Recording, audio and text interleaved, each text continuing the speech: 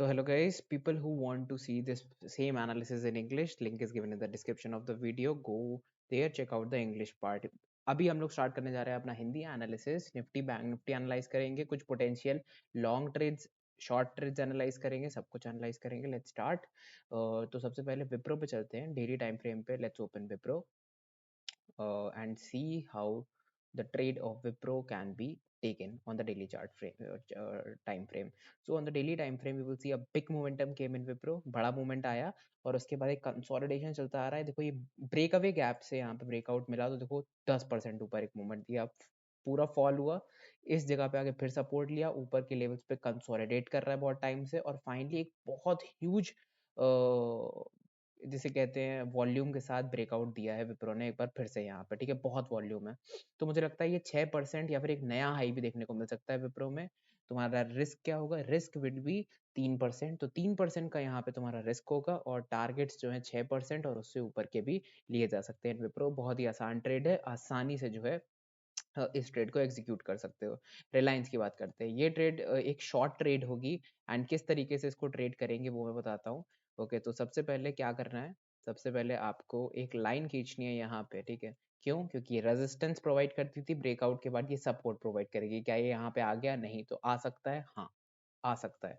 ठीक है, तो अगर यहाँ से एक नीचे से एक ट्रेंड लाइन खींचोगे तो देखो तुम्हें एग्जैक्टली एक पॉइंट मिलेगा जहाँ पे तुम्हें नजर आ रहा होगा कि अगर ये ब्रेक करता है तो यहाँ तक आ सकता है आसानी से. दिख रहा है? तो इस तरीके की एक ट्रेड बन सकती है यहाँ से. अब कैसे बन सकती है? 30 मिनट टाइम फ्रेम पे चलते हैं सबसे पहले रिलायंस के. तो यहाँ पे हम लोग देखने को मिलेगा ऑब्जर्वेशन.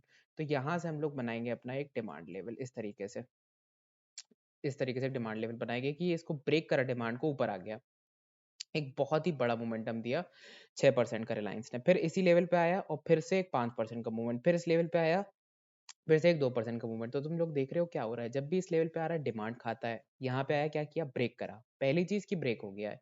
दूसरी चीज की जब भी ये ऊपर जाता था तो ये एक कम मोमेंटम बनाने लगता था. मतलब पहले 6% बनाया था, फिर 5 बनाया, फिर 2 बनाया. ठीक है, तो ऊपर नहीं जा पा रहा है, सेलर्स पहले ही सेल कर देते हैं इसको, या फिर बहुत ही मतलब बेसिकली एक बहुत प्रेशर जो है वो माउंट होता जा रहा है, प्रेशर बढ़ता जा रहा है स्टॉक में, और यहाँ पे प्रेशर रिलीज हुआ, ब्रेक डाउन हो गया यहाँ पे. अब तुम लोग देखो ये जो एरिया है 2329 का, ठीक है, 2329 एग्जैक्टली इस एरिया के नीचे है और यहाँ पे ये कंसोलिडेशन हो रहा है. ठीक है, तो कंसोलिडेशन हो रहा है इस लेवल के नीचे. तो अब पांचवा टाइम फ्रेम पे चलते हैं. शॉर्ट ट्रेड है, ध्यान रखना, अगर ये लॉन्ग, अगर ये कैंडल जो है ऊपर जाती है तो हमें छोड़नी पड़ेगी ये ट्रेड. तो इस तरीके से हम लोग एक अपनी ट्रेंड लाइन बना सकते हैं. और अगर हम लोग देखते हैं कि यहाँ पे भी प्राइस एक्शन अच्छा बन रहा है, एक इन्वर्टेड है, एक head and shoulder type pattern बन रहा है kind of 5 minute time frame पे. अगर उसका ब्रेक डाउन यहाँ पे होता है, ट्रेंड लाइन ब्रेक होती है, 5 मिनट पे गिरता है, बहुत अच्छी ट्रेड इन लेवल्स तक एक मिल सकती है. रिस्क टू रिवॉर्ड रेशियो बहुत ही अच्छा है तुम्हारा, सिर्फ 1% का भी रिस्क नहीं है, 0.8% का रिस्क है, और 2 से 3% इसमें तुम आसानी से निकाल ले जा सकते हो. 1:2 रिस्क रिवॉर्ड भी अगर तुम्हें मिलता है तो एग्जिट मार देना ट्रेड. ठीक है, मूविंग अहेड, रैडिको खेतान की बात कर लेते तो डेली टाइम फ्रेम पे रैडिको खेतान का अगर चार्ट देखे तो बहुत अच्छा कंसोलिडेशन हुआ है स्टॉक में. चार्ट खोलने दो. ओके, ये रहा चार्ट, बहुत अच्छा कंसोलिडेशन हुआ है स्टॉक में, बहुत बार दे भी चुका हूँ मैं, इस यहाँ पे दिया था, उसके बाद फिर यहाँ फिर दिया था और आज फिर दे रहा हूँ. गुड कंसोलिडेशन, पैरेलल चैनल का एक पैटर्न है और एक ट्रायंगुलर पैटर्न है. ठीक है, डेली टाइम फ्रेम पे ही आपको एक कैंडल इस तरीके की चाहिए छोटी. अगर ये कैंडल बड़ी आ जाती है तो स्टॉक को हम छोड़ देंगे, अदरवाइज स्टॉक को अगर छोटी कैंडल पे क्लोजिंग देता है ये स्टॉक तो हम उसको ट्रेड करेंगे. कैसे? हम जहाँ पे ये एंड ऑफ द डे मतलब 3:30 हो चुके हैं और इतनी छोटी कैंडल है या थोड़ी सी और बड़ी कैंडल है तो वहां कहीं एंट्री करेंगे, उसके नीचे का एक एसएल रखेंगे. सबसे पहले तो हम 1:1 निकालना चाहेंगे, फिर हम 1:2 के लिए भी जाएंगे. फिर फिर मुझसे डाउट्स अगर कोई हो तो पूछ लेना, मैं तुम्हें एक्सटेंशन बना के, फिबोनाची एक्सटेंशन बना के तुम्हें और टारगेट्स दे दूंगा रैडिको खैतान में. बाकी अब हिंडाल्को की बात कर लेते हैं. तो हिंडाल्को एक ऐसा स्टॉक है जो कि डाउन ट्रेंड में चल रहा था, थोड़ा सा काफी ऊपर से फॉल हुआ, फिर एक डाउन ट्रेंड था, लोअर लो लोअर हाई का.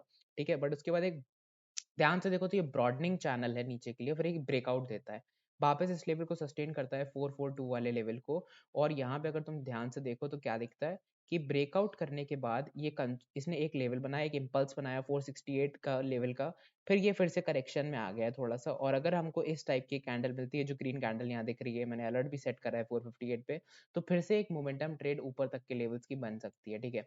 अब ये लेवल तो पक्का पक्का मिल जाएगा तुम्हें, तो 2% अगर रिस्क ले रहे हो तो 2% पे तुम प्रॉफिट थोड़े बुक भी कर सकते हो, थोड़ा एग्जिट भी कर सकते हो, ठीक है। बट बहुत बड़ी कैंडल अगर आ जाती है तो छोड़ देंगे, बट अगर इतनी परसेंट, 2% तक की कैंडल आती है तो सही है इन पोजीशन से जहां पे क्लोज हुआ है, ठीक है।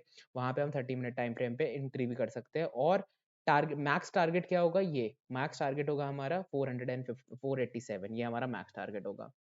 बाकी ट्रेड्स की बात कर लेते हैं, तो गोदरेज इंडस्ट्री की बात करते हैं।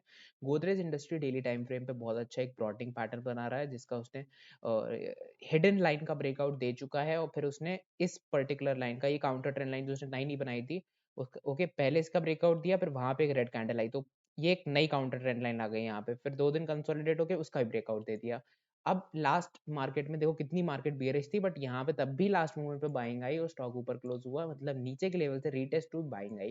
पहले देखो जब भी ये गिरता था, ठीक है, तो इसमें नीचे से बाइंग आती थी, बट नेक्स्ट डे देखो फिर एक सेलिंग आ गई, और फिर कंसोलिडेट करा, ब्रेकआउट हुआ, फिर सेलिंग आ गई। बट इस बार ब्रेकआउट के बाद क्या दिख रहा है हमें, नीचे से बाइंग आई है, तो मतलब ज्यादा बाय बाय दिख रहा है यहाँ पे, इस एरिया में बाय जोन ज्यादा दिख रहा है। तो अगर ये, और ये इसने मदर बार भी बनाई है, तो अगर जिन लोगों ने पोजीशन बना ली है उनका स्टॉप लॉस परफेक्ट है, 576 का बैठे रहो। और जिन लोगों को बनानी है पोजीशन, ठीक है, वो लोग इसके मदर कैंडल के ब्रेकआउट के 613 के ब्रेकआउट के बाद भी एक पोजीशन बना सकते हो उसमें। रिस्क रिवॉर्ड रेशियो आपका होगा, ट्रेड आपकी होगी, मैंने आपको एक आइडिया दे दिया बस किस तरीके से कर सकते हो। केएसी अगर देखा जाए तो 1 आवर टाइम फ्रेम पे चलते हैं, मैं ये ट्रेड में ऑलरेडी हूँ। लेट्स सी किस तरीके से ये ट्रेड बिहेव करती है।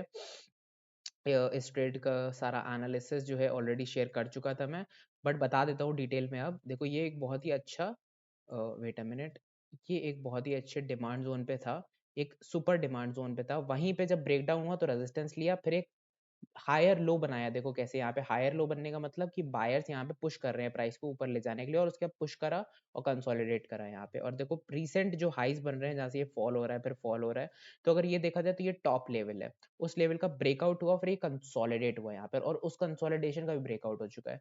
तो मुझे लगता है बहुत ईजिली हमको ये 3-4% जो है मिल सकता है, 7% भी मिल सकता है। 7% मैक्स टारगेट होगा, क्यों, क्योंकि ये गैप डाउन बहुत ज्यादा बड़ा है, ठीक है। तो मैं I will not be greedy लालच में नहीं आऊंगा मैं, ठीक है, और इन टारगेट्स को डेफिनेटली अचीव नहीं करना चाहूंगा, ठीक है।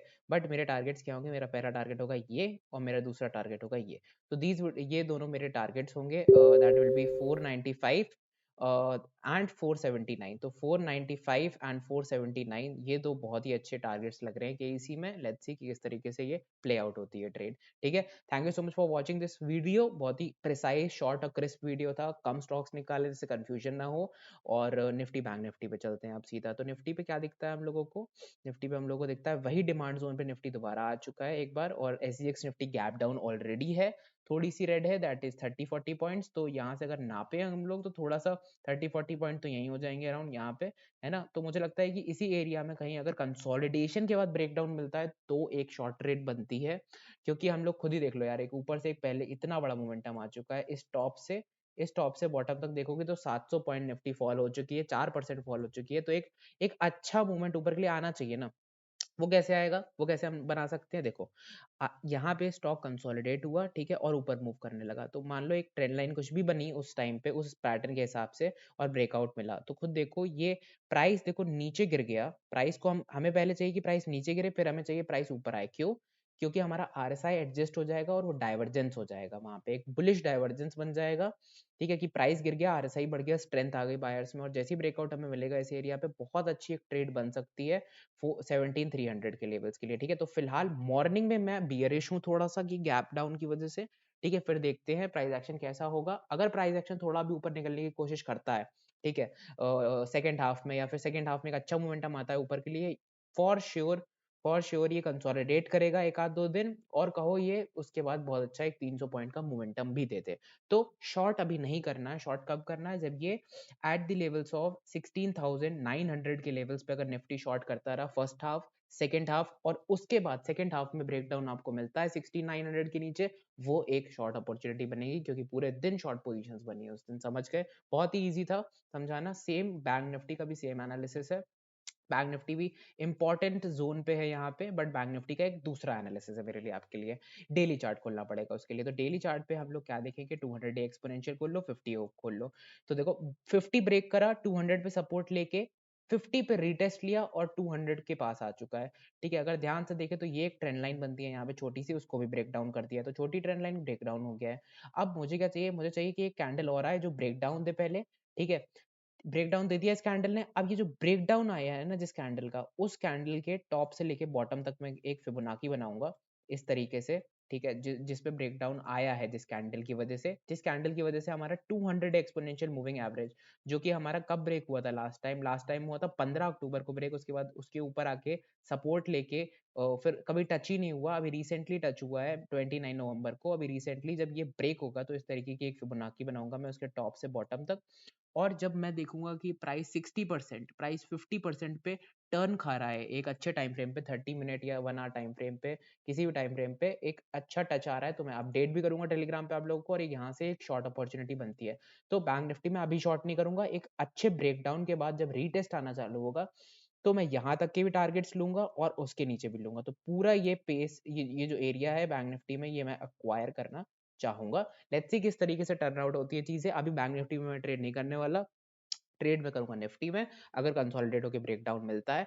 बट बैंक निफ्टी में नहीं करूंगा, बैंक निफ्टी में तभी करूंगा जब 200 डे एक्सपोनेंशियल मूविंग एवरेज का ब्रेकआउट ब्रेकडाउन हो जाएगा, फिर ऊपर आने की कोशिश में एक रीटेस्ट पे जो एक नीचे का मूवमेंट आएगा, वहां पे हम लोग शॉर्ट करेंगे। Thank you so much for watching the video. आज का वीडियो बहुत ही क्रिस्प, शॉर्ट और प्रिसाइज था, 10 मिनट का वीडियो था।